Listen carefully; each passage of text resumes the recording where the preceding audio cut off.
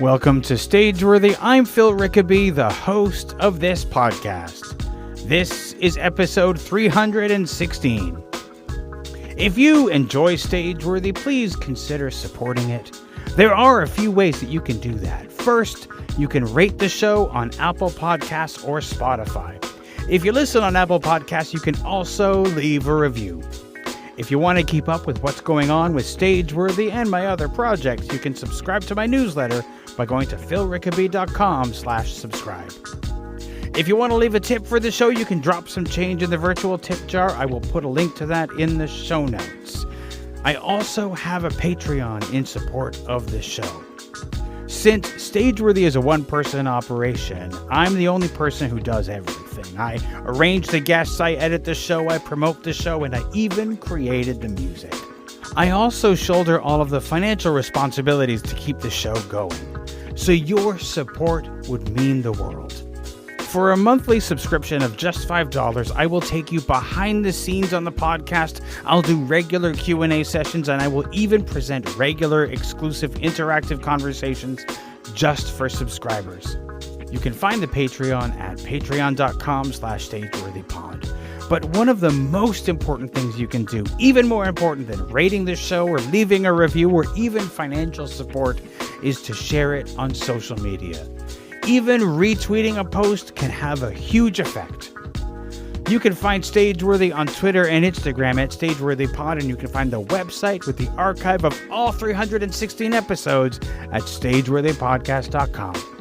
If you want to find me, you can find me on Twitter and Instagram at Phil Rickaby, and as I mentioned, my website is philrickaby.com.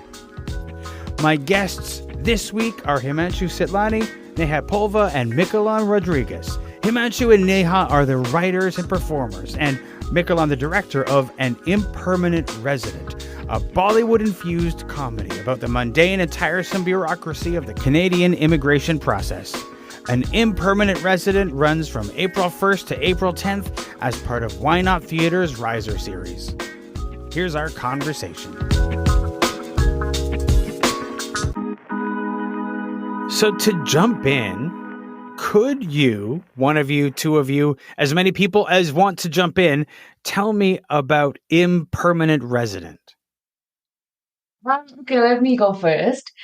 So the Impermanent Resident is a show that we wrote. It's a story about my the process that I went through to get my Canadian permanent residency. Yeah, it was a whole thing that we actually had to go through. There was a lot of bureaucracy that we had to go through. To put it in short, it took almost 3.5 years for the process to complete. Yeah, there was a whole thing of even at some point where we got a letter saying, "Is your marriage real?"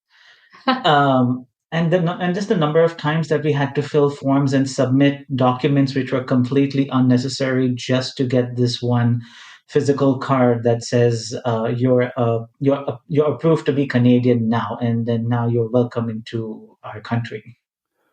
Was there a lot of repetition in terms of the forms? Like, were you answering the same kinds of questions over and over?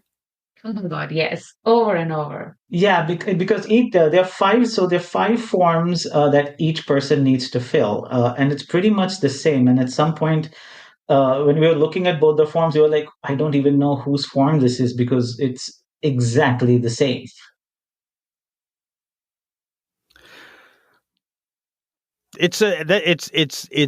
I think it's one of those like Kafka-esque processes, it sounds like. Yeah, because I mean, it was also the number of times we had to fill it. Like I mentioned, because every time we got a letter stating, "Oh, this is missing, this is missing," we just had to keep re-updating the form, and so basically we ended up filling the application process almost 4 times. That is a lot of times to fill out a form. And just to say, basically, this is our name, this is our address, and this is why we want to come to Canada. So how does that process translate to the stage? I think that you can answer that. Yeah, I can take that one. So this was a story that was it was a short story, wasn't it? First, Neha. Yes, it was. It was a short story first. And at Factory Theatre, through the Foundry program, through the Playwright program, Himanshu and Neha's story was pitched to be a script to be developed, at least for a first draft. And I was part of that writing group as well during my time at Factory. And it was very clear that this comedy that was written became something of almost like a variety memory play that moves chronologically through the story a little bit. It does have some flashbacks, but it's one of those kinds of shows that isn't just about point A to point B. Here's what happens chronologically. It was very much, here's all of the wild and wacky and sometimes very hard hitting and emotionally weighted ways that this process of so many attempts at trying to just get paperwork through and submitted and just turned it into a comedy. And I think that it fits it oddly well, especially with the goal of it to be a comedy, or at least to be much lighter than how the story could go, or could have gone even. Because at that point, when we were completed the first drafts of all of our plays, and they had completed their draft during our time at Factory, they still hadn't gotten the result of their latest attempt at permanent residency. And it wasn't until, spoilers, it wasn't until the day that we presented excerpts from it for an audience that I found out that they had just gotten it. Like the story had a conclusion. And it was just kind of amazing to see them pull this kind of story off. And it was what made Factory pick it up for further development the following season. And in that season is when I was helping to facilitate the workshop that I realized, I'm picturing the scenes of this as we're reading it. Compared to when we were writing it, I was so focused on my own script that it just never came to mind to think about even developing beyond just the first draft. It was so while this was being created, there was the ending, or what the ending would be, was completely unknown. Correct. Was there an alternate ending if you hadn't received it while you were creating the play? I don't think we actually had an ending, because it was one of those vague endings where we left it at a point where we left it kind of open-ended, where the audience don't really know if it's happened or not. Yeah. So yeah, because it ends at a point where it could have gone, where it could go anywhere. It's like, but did they get it? Did they not get it? Kind of thing. So we left it there, and at some point, like during the process, we were just like, you know what? That's a very good ending. We're just gonna keep it till we find what happened. And even after everything worked out, we still felt that there was still a good ending to end the play, basically. Now I'm curious about, because you mentioned that there's all kinds of different styles. I know that you've mixed in some Bollywood aspects. Tell me about putting those in and building that musical sensibility into the play. Honestly, as we were going through the whole process, the whole thing actually did feel like a Bollywood movie to us, with the absolute drama and the comedy and the silliness of a lot of things that were happening. It actually did feel like a Bollywood film, and so many times we were like, oh my god, this is a Bollywood film. yeah, we would make songs about it. Like we would just take Bollywood tunes and just like, oh, this is how we're going to fill the form, kind of thing. Uh, and uh, Yeah. and actually, because we're both from Mumbai, like the land of Bollywood, Yeah. and Neha is actually a trained film actor from the Film Institute of India. So even when she was writing, her visual sense of while putting it on paper was very visual and Bollywood style, and I complete from the complete opposite end where I'm like hardcore theater. No, no, we have to keep this theater thing going. And but Nina was like, "Don't you dare do that. Let's get the Bollywood in." Uh, Yeah. and we just kept going with it, and we found out that there was a lot more elements in it, and because we went through it, so it just made sense to just like add it and hype it up, basically. Do, to me, it feels like the adding in those Bollywood aspects would heighten the drama as well as sort of give it more of a, maybe a little bit more over the top, but give it more color, more pop. That's what I think it would sound like. Is that what you found when you added it? Yeah.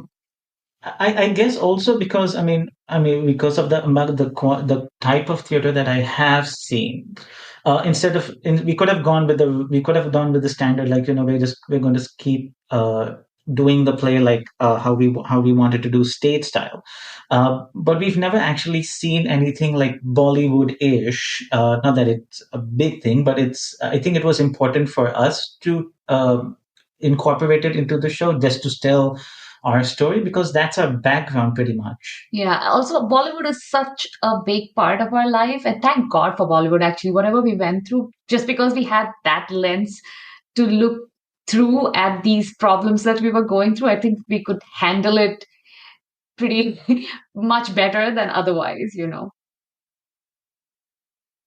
I often think about what is theater and what is other aspects. Like, how could you not put in something that was so much a part of where you came from and your background and where you were trained? The rules of what makes theater, I think, sometimes can serve to be broken. Like, we can play in genre more than we think we can, and throw in as many things as we feel we need to. And as you describe it, it sounds like the Bollywood aspect, like something would be missing if you didn't put that in. Exactly. But it's also a lot to do with the theater training, like back home in India. Like when you do theater, you try and avoid Bollywood because Bollywood is everywhere. So the one place that you don't want to have too much Bollywood is in the theater and like keep it like a theater space. So, but in Canada, it's a completely, we actually had to untrain ourselves because we can actually add our own culture as part of the show, and we can incorporate it, which is very different than what we've been taught back home. But it was very important. We felt to incorporate it. Hmm. Mickey, I'm curious about your role in this part of production. What was your part in helping to bring this to the stage? As far as, like, you mentioned like being there as they were working on theirs and you were working on yours, and now working to bring it to life. Tell me about that process for you. Yeah, absolutely. It was in the season after it was written and went through workshops and through a staged multiple attempts at stage readings. It's kind of the story of this play is that it's third or more times the charm to make any of it move forward. Because in Himanshu, why did it take us 3 times to put it up again? One was weather. What was the other one? So the first time was the big snowstorm in January, and then it was rescheduled to March. But then I think Matt was unavailable. Yeah, I think that's what it was. Yeah, And Matt was unavailable, so that's why we had to reschedule it for the third time. Yeah, and then of course the pandemic gave us 2 extra years to think about what we wanted to do with it. But essentially, after doing the staged reading, it was really clear to me some of the choices that would make this as fun as it is written. And for the first time kind of ever for myself, I kind of wanted to direct it, to direct something. And I'd gone through Factory's director enhancement training program the year prior, and I got to work with Philip Aiken in that regard on The Men in White, but I'd never directed anything on my own before. So I'm very thankful that Himanshu kind of let me give it a shot. And really, it wasn't until Himanshu came up to me one day in the office and said, "Hey, we got into Riser, the Riser Festival from Why Not?" That I went, "Oh, it's real. It's time. Oh no." But I think part of what makes this process, or what has made this process less scary for me, is in the fact that we were friends through the process of creating it. So I kind of had a head start and an insight into it, because I mean, part of the exercises that we did while coming up with our first drafts was to do something related to each of the playwrights' plays. And of course, for an impermanent resident, we were all sitting around filling out immigration forms. And just so that we, as the other playwrights, could viscerally feel what it's like to fill out the same damn information multiple times as if you couldn't read it off the first sheet. Government of Canada. Yeah. So it was that for me was, I actually understood why they went comedy from filling out those forms, because they were ridiculous. And I don't know any other way to make something that feels so mundane yet have such huge consequences on the rest of your life translate to the stage in any other way that's not going to hurt somebody than comedy. Because either go, in my mind, in my very emerging director mind, it could either have been a play about filling out forms, and then it just becomes, I guess, I don't even know. And then the other option is that it is just this process where someone just feels stuck for years and years. And then you just talk about the void that is, or tell a story about that void. So I'm so grateful that Neha and Himanshu went comedy, because it made sense to me that they went that way. Not only because of the ridiculousness of the process, but because of just their personalities and the fact that they used comedy to just get through it. I mean, as they described, like without the Bollywood movies and music to sort of help them along the way through the process, it would have just felt maybe hopeless. Go ahead. Yeah, and it was also, the amount of anguish that we went through, and the entire process, especially for Neha. I still could go out, do things, work, but Neha was just cooped up at home for that 3.5 years, waiting for this one letter saying that she's approved to be Canadian, so she could start work. So, the only way we could relate to that anguish for us was through comedy, because there was nothing else. It was just, instead of just being sad all the time, the only way we got through that entire time period was just trying to make each other laugh and try and see the bright side of these things. So I think the comedy route just came out while writing it. It kind of makes sense, because at a certain point, especially with that kind of ridiculous bureaucracy, you have two options, and that is to cry or to laugh, and probably better to laugh. Exactly. One of the things that I like to do is to talk to people and hear their stories about how they found their way to the theater, into this industry. Now, Mickey, as a director, you mentioned The Men in White, which, by the way, one of the funniest and also heartbreaking plays I have ever had the pleasure to see. I'll start with you and ask you about your road to, because you wear many hats. Yes. So what brought you to the theater, and what made you decide that directing was what you wanted to do with all of the hats that you have around you? Yeah, it's a lot of hats, so probably need a separate episode for that. But I fell in love with performing through improv, but specifically through the original Whose Line Is It Anyway that used to be on YTV all the time when I was a kid. And I brought that to, I think it was my grade 6 teacher. And I said, hey, have you ever watched Whose Line? And I just asked if we could play some games, because we usually had like a drama hour where we would just do theater games. And she said yes, and I ended up running those games, and that kind of set it all off. I went into high school. I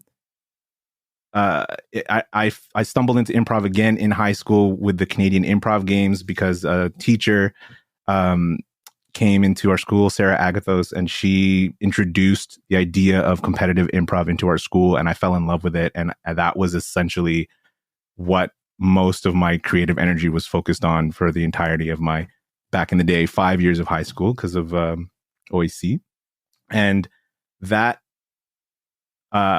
process of always being in the drama room, always doing improv, always being with other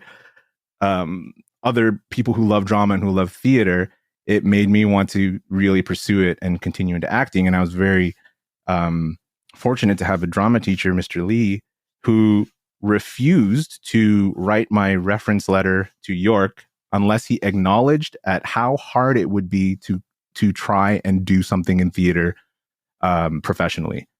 And he just and so I admitted that I'm probably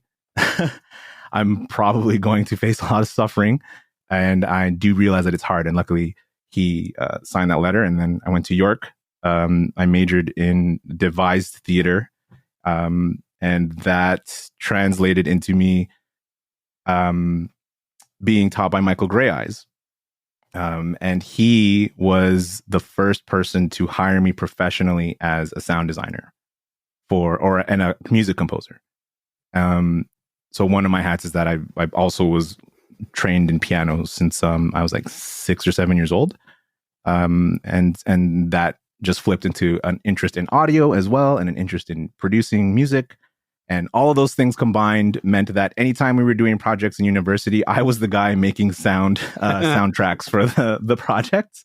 And it caught Michael's attention, luckily. And I ended up being what I called myself as like his composer on retainer for a few of his dance pieces over the course of like close to a decade. Maybe it was 7 or 8 years.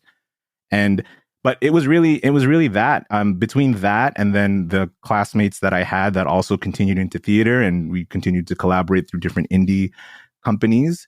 I found myself doing like a parallel track, or not a parallel track, just a track that was full of indie shows on the theater side, professional shows on the dance side, because it was from Michael Grey's work that he was choreographing, that he was dancing in. And that crossover between dance and theater, the artists who do ride that line, or who create dance theater or theater dance, artists like Shannon Litzenberger, their connections to people in theater just ended up making their way back to me. And it's I've been really lucky that I've had a 13, 14 plus year career in professional theater as a sound designer and as an actor because of word of mouth. And I say that I'm lucky because I know sound designers who have like kicked doors down and like asked to be apprentices for sound designers, and are now complete and just like on that hustle to just get their name out there and to get their work out there, and they have amazing careers now. And I often like will ask, if I can't do a job, I'm definitely passing it on to them. Artists like Deanna H. Choi and Maddie Bautista, and for me, the fact that I didn't have to do that is something that I'm grateful for every day. And so any opportunity that I get to expand upon that, I just look at it as a yes until further notice. And so that, and it's all connected because theater community is so small that like the people who hire me for sound designers, they'll see me like fooling around during like tech week and just like acting as a character, and they'll be like, you should audition for this thing. And they don't know that I'm already an actor. And so I'll get a role there, and then I might say something to a tech or to the design team there, and they go, well, Mickey knows a lot about sound. That's kind of weird. And then I'll get hired onto another show. And eventually it's just I keep getting hired by the same people because I just get along with them so well, which led to eventually being cast in Banana Boys. And I got to work with Nina Lee Aquino for the very first time, who's someone that I always looked up to through university. That led to her telling me to sign up or apply for the apprentice artistic director position at Factory Theatre. And that's how I met Himanshu and Neha. So it's just been this. It literally just started because of that's call and mockery. It's call and mockery. I thank you for my career in theater because of what you did on Whose Line Is It Anyway. Neha, I'll go to you next because I want to hear about your journey towards theater and what made you want to be a performer first off, but also since you did study film in Mumbai.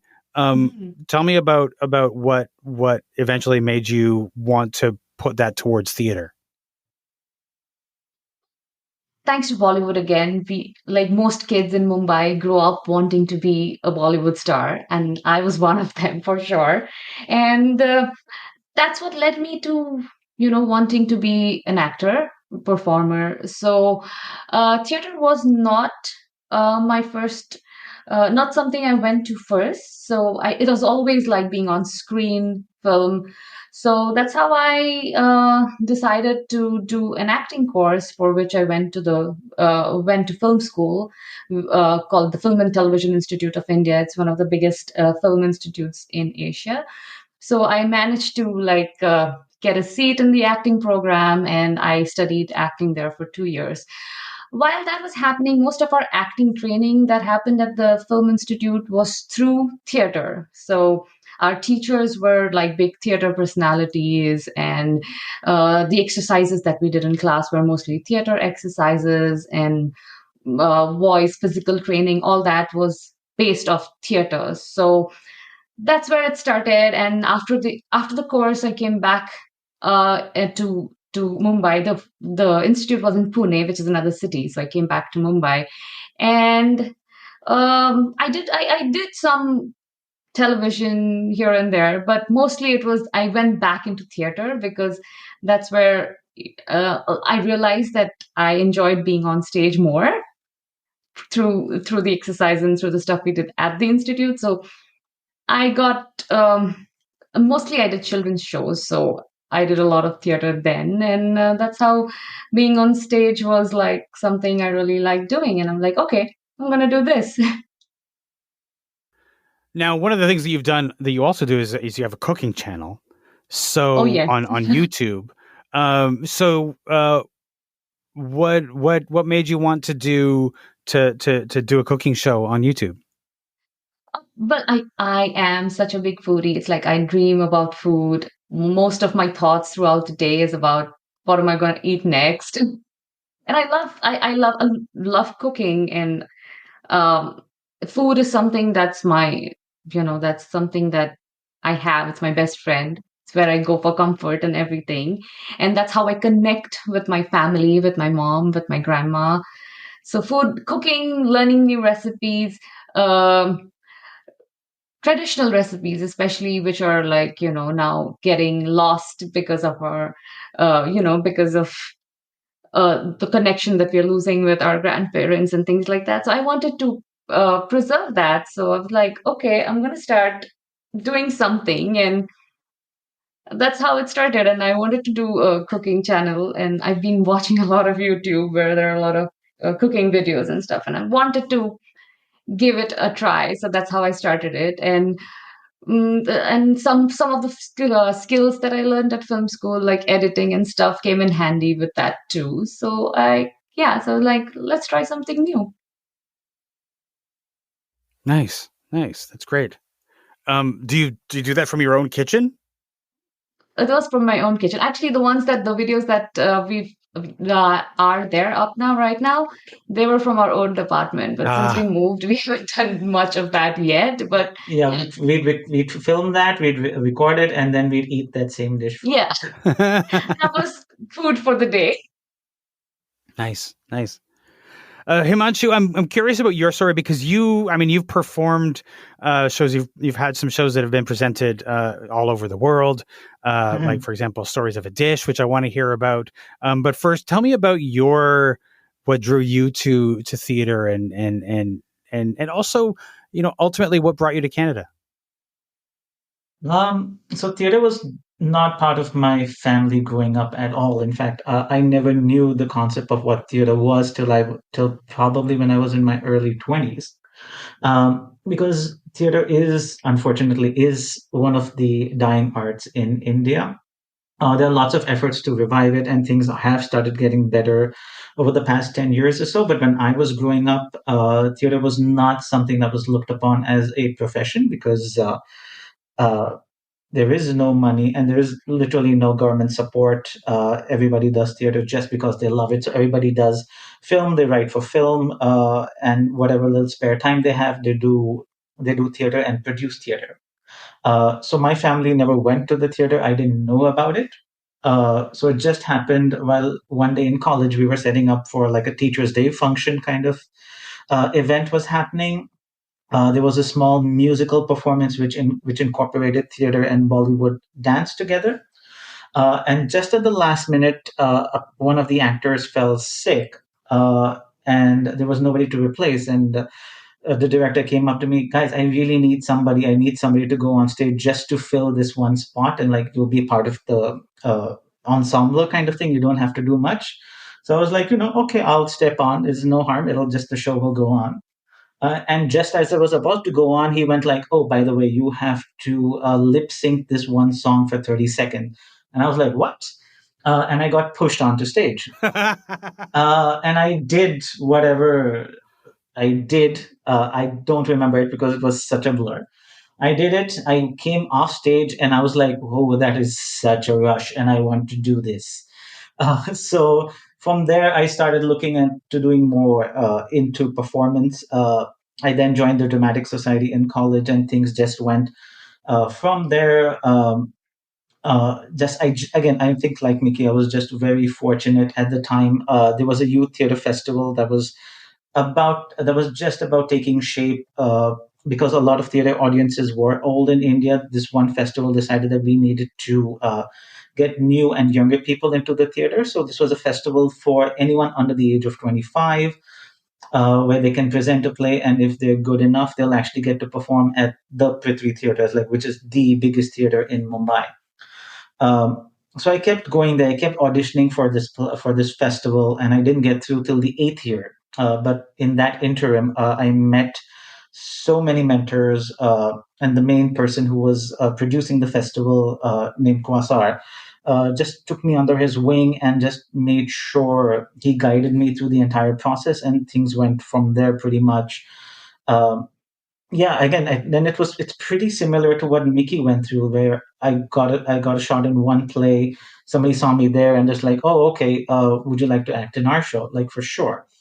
And the nature of Indian theater is such, if you want to be employed full time, you have to do so many things. So I had to learn how to stage manage. I learned how to run sound. I had to learn how to focus lights, be a light walker. In fact, there was a show that I did where I was stage manager, and set up a show till 4 p.m., did box office till 5:30, and then went into costume to go on stage at 6 p.m.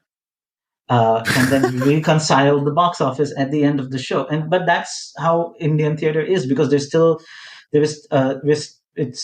not professional in the way Canada is. It's kind of like a DIY kind of theater, but it's at the same time it's so exciting because anything can happen anytime. Uh, yeah, and that's how it just kept going. And I was fortunate enough to work with so many eminent theater personalities in Mumbai.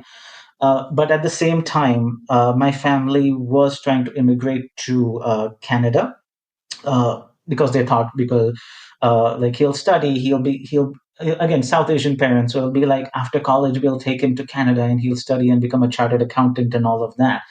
But of course, as the nature, as we've already spoken of, the process took almost 10 years. By that time, I was almost 30. So chartered accountancy was not happening. But we still got the opportunity to come to Canada. So we said, we'll explore this option and see what happens. And when we came, things got in the way. I kept going back to Mumbai, and actually, I did meet Neha on a children's show that she was doing, where I was running sound for. Got married, got her to Canada. 3.5 years later. So I didn't get into doing theater in Canada for the first 8 years while I was here. So it was around the time of the Foundry when I got into Factory, and that's where I met Mickey and everyone. So yeah, that was 2017, if I remember, Mickey. Was that 2016? Yeah, it's 2017. 2017, yeah. So from 2010 to 2017, I was doing the new immigrant to Canada, doing the odd jobs to pay rent, till I got a grant from Toronto Arts Council where I could just take some time off work and just focus on getting myself into theater. The way that you describe the DIY nature of theater in Mumbai, it reminds me, I mean, it's a little more codified here, the indie scene, but having to do all of those things will certainly stretch you and make sure that you know all of the aspects of, like, so many aspects of how a theater is run. In the end, although that's a lot of things to try to contend with in a single night, it must have given you a real sense of how to run a theater and how to make theater. Yeah, because doing theater in Mumbai is kind of a boot camp kind of situation where I mean, even if you don't want to, you're going to learn pretty much every aspect of it. Then that's how I learned. Like I said, like not even talking about the stage managing part. I didn't even mention, like, doing before that. I was actually producer on the show as well. And in the morning, wait, let me clear that up. So in Mumbai, you don't get a run of shows. So you get, because there are almost 500 theater companies, and there's just the one theater that supports you, and there are only 365 days in a year. So the way Mumbai theater works is this theater will only give you like 2 or 3 days. And possibly that's the only time you can run your show for the entire year. So you're going to do a repertory because you have that many shows. So you're pretty much going to be producer, production manager, stage manager, costume, makeup, box office, actor, if need to be, all on the same show. So yes, you will learn pretty much everything theater related just by working in there. And I worked there for almost 8 years. So I really knew in and out of how to do everything in the theater in those 8 years. I can imagine. This play that was a short story, to turn a short story into a play is a process. Obviously, you can't just, it doesn't translate one to one. So the process of turning the short story into a play, can you talk about how that worked? Like, how much, for example, how much did you have to lose and how much did you get to keep? Like, how do you convert, or how did you convert this short story into a play? I think it was thanks to Nina, because both of us didn't have any experience in playwriting as such.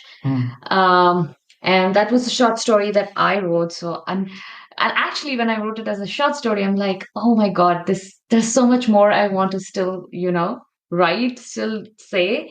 So, in my head, it was always a Bollywood film.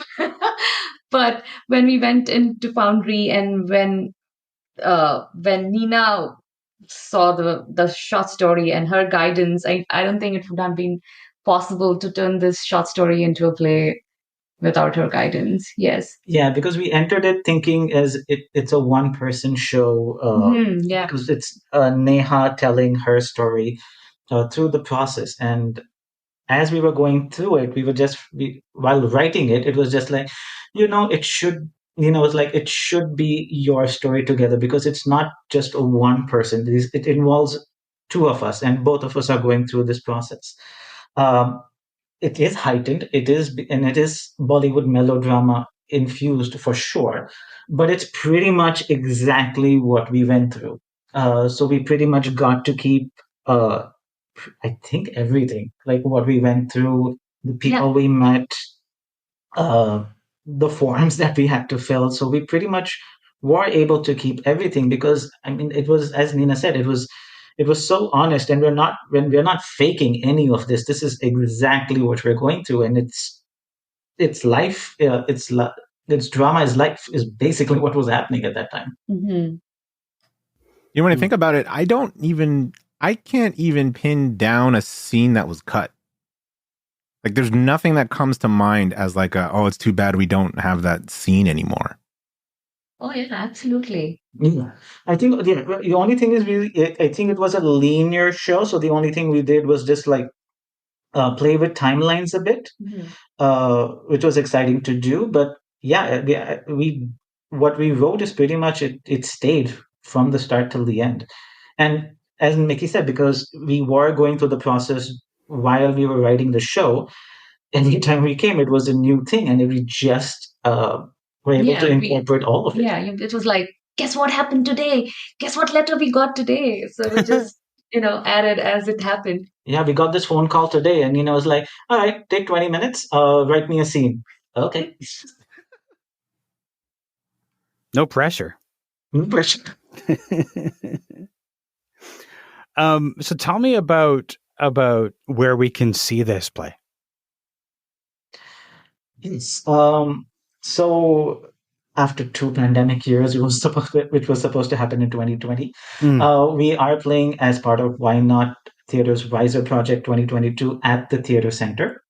It is happening from April 1st to the 10th. And it is produced by the theater company that Neha and me started, called Nautanki Bazaar. Nice. So this play was going to go up was it going to be the spring of 2020 that it was initially scheduled for? It was scheduled April 2020. We were actually in rehearsals. We were 10 days from opening, Mickey. I mean, we were a week into. We had completed a full week. Oh. The anniversary of us stopping rehearsal, our last rehearsal was yesterday. It was 2 years to the day. Yeah. And it was interesting because, like, as a first time director, I'm like, oh my god, is it normal to be able to block a play in a week? And so we were really excited to see what happened the weeks after, and then the lockdowns started right then and there. So yeah, and there's been attempts to bring it back through Riser. They have very graciously sort of taken care of us each time Riser had the potential to come back. But Himanshu and Neha were really adamant on finishing what we had started because we had offers of doing it live stream, doing like digital or recording it and putting it online, which I'm a huge advocate for, but I also want to respect their wishes. And so agreed to sort of stay on board until we finished what we started and put an actual stage show for people to see live together. That decision to live stream or do it digitally is definitely a tough one, especially when you were so close to like performing it the first time. I mean, myself, I'm a huge advocate for both. Like, I don't think that one needs to replace the other, but I definitely see like something like this. It sounds like it lives on the stage, and that it might have lost something on a small screen. I think so. I would agree with that. And like, ironically enough, the play that has Bollywood elements just wouldn't work for what Bollywood would usually do, which is the screen. It's mainly because it's in the incubator, and it's mainly because I chose to do thrust style. But you're right, Phil, that it just wouldn't translate to camera in my mind. And then at that point, it becomes that sort of that line or that crossover, that hazy area where it's like, does this have that same feeling of intimacy and liveness that's something that like a live stream would have? And for this to be live streamed, it would be too much. It's a film, like a whole film and TV crew at that point to make something like this happen for a live stream. I think the way that I would want to honor the writing that Neha and Himanshu have done.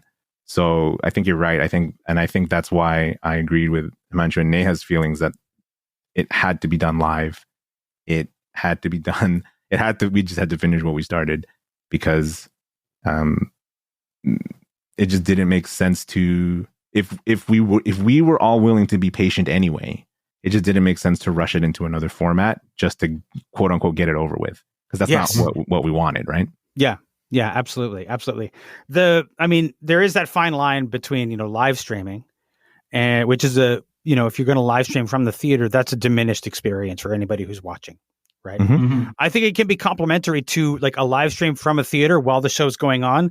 Can be a great accessibility booster. There's so many things that it can add, but it is a diminished experience. And so if you can't have people in the audience experiencing it in person, then all you are presenting is a diminished experience.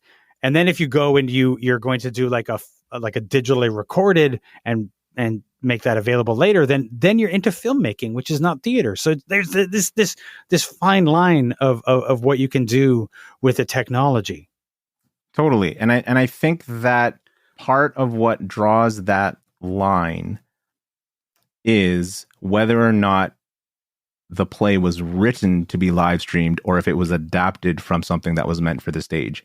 And I think that it's one of it. I think it makes a world of difference.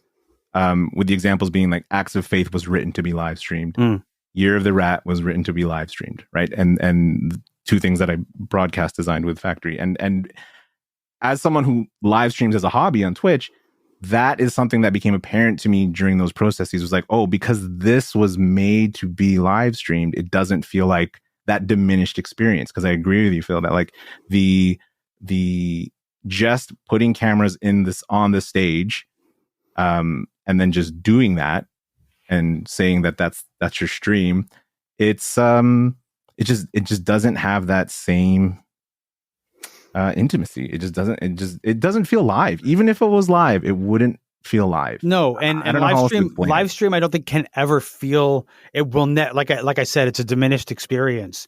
But then also, if you can't have an audience in the space, like I just released an episode with Bruce Dow the day we're recording this, and he was involved with the production Diana the Musical, which was filmed for Netflix. But it was filmed for Netflix with no audience, because at the time they filmed it, they couldn't have an audience. And the difference between watching that with no audience and watching the Disney recorded version of Hamilton, which has an audience, is night and day.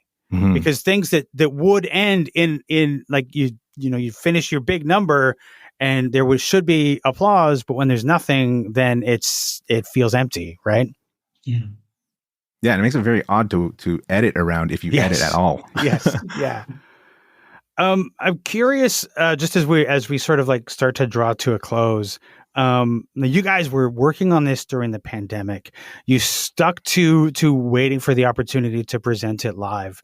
I'm sure that there were opportunities that came up because this whole thing has taught us about the impermanence of the theatrical experience right now. How heartbreaking it can be, how we have to switch on a dime and change things at the last minute. What have you learned from this experience from 2020 until now? I think during the entire pandemic, I did watch a lot of theater shows. I did create a lot of virtual shows for Mumbai and for Canada. But I think at the end of the day, I always feel that anything theater related has to happen in person. I mean, I agree with everything that you've said. Doing it virtually makes it more accessible for sure. Like Stories of a Dish, for example, I was able to present it in Edinburgh, do a live version of it in Mumbai while sitting at my home, which was awesome.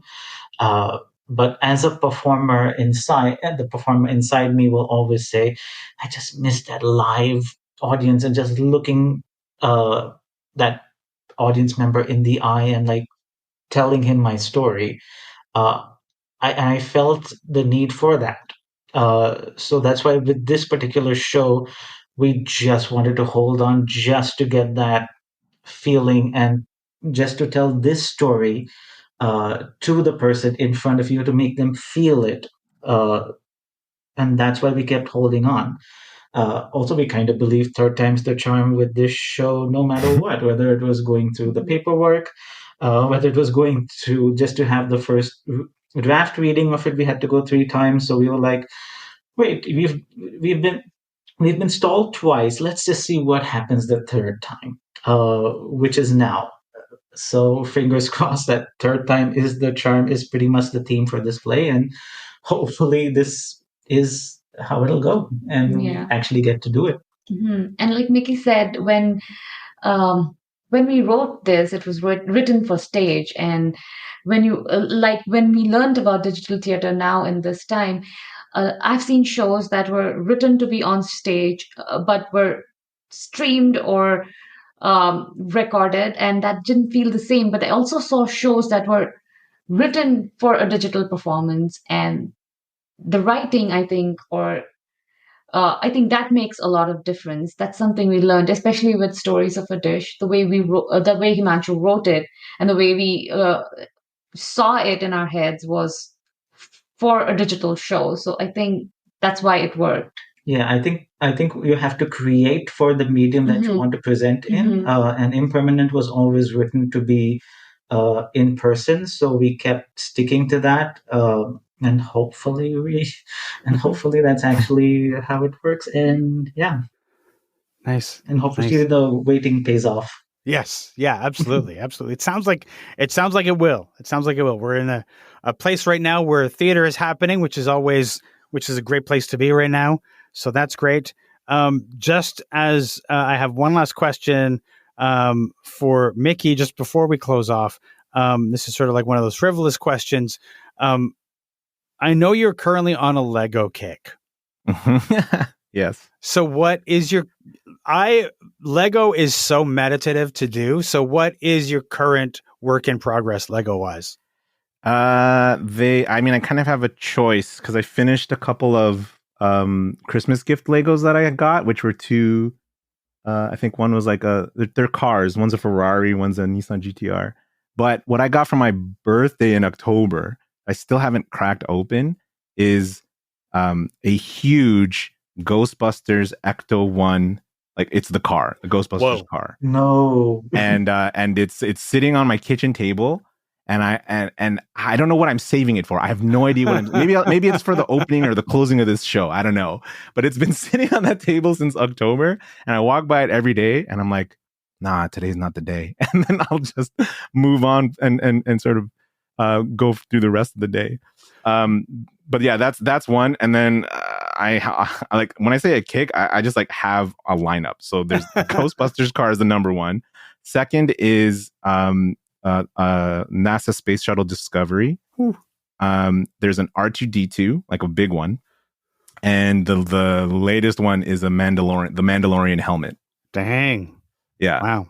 I have a problem, Phil. It's not. Listen, the problem is they're expensive, but as far as like they're fun to do. So yes. Years ago, totally I was gifted a Lego set. It was my first Lego set in like, I don't know, since I was a kid. And as I was putting it together, I was like, why did I ever stop? Yeah, I think that was part of it too. Is just like asking it. And what's funny is that like my parents always ask me what I want for my birthday. I never know. And this was the one year I was like, who cares? Lego. Here's a bunch of Lego sets. It doesn't matter which one, choose. My mom texts me. She's like, I'm on a Lego kick too. Out of nowhere, right? And so I guess it's genetic. I'm just taking after my mom, apparently. But and Himanshu, you're working at one of the things that you do is you're working at Factory Theatre and the Patron Services. So how long have you been doing that, and what draws you towards that aspect, that supportive aspect of in the theater world? Again, I think it all stems from what I learned in India.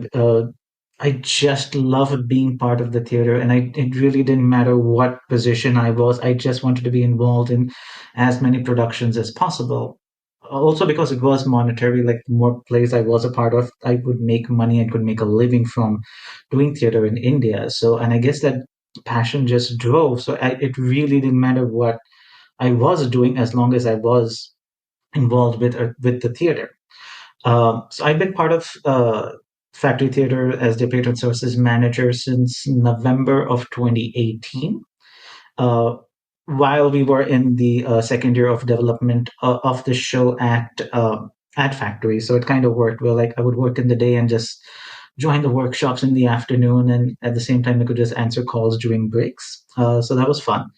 But yeah, and I think because I was so done working odd jobs, I was working at a call center at the time, so it kind of translated into patron services. But I felt it was important that if I'm doing anything, I should be in the theater rather than working odd jobs at a call center or doing something else. So when this opportunity came, I just jumped at it, and it was it's been a fun ride so far. Perfect. Himanshu, Neha, Mickey, thank you so much for joining me this evening. Thanks so much for taking some time out of your day, and I look forward to Impermanent Resident. Thank you. Looking forward to seeing you at the show. Thank you.